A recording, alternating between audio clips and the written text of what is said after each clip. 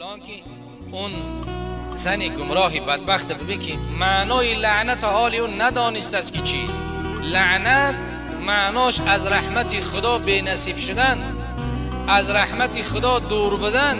وقتی که فرزند خودش لعنتی گفت یا پدر لعنت گفت، معناش میشه که همین فرزند خودش دعا کرده است که از رحمت خدا تو دور باش، خدا تو را بدبخت و بی سعادتت کنه. معنای لعنت همون است.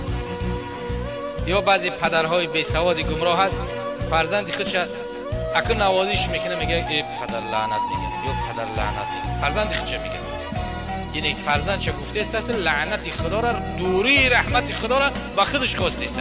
این گمراهی را ببین، این نادانی و جاهلی را ببین که لعنت گفتن از همه قباحت و رذالت بدی دارد، اما فرزند خودش لعنتی میگن. یا بعضی زنها می کلمه را به زبانشون جاری میکنن، میگن بسیار زشت است، مادرها و خواهرها با اونها برسانین. البته که اونها نمیشت لعنتی گفتی، پدر لعنتش گفتی، معناش میشه که ترا خدا بدبختت بگردانه، از رحمت خودش دور و بی نصیبت کنه.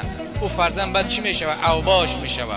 او فرزند بعد مکانش چی میشه؟ حبس خانه میشه، مکانش در بدر میشه، آدم کش میشه. بعد چیکار میکند؟ و گیره این کش میشود، ضرر رسان در جامعه میشود.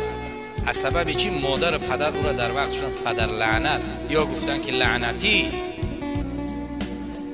این بسیار قبیح است. حالا که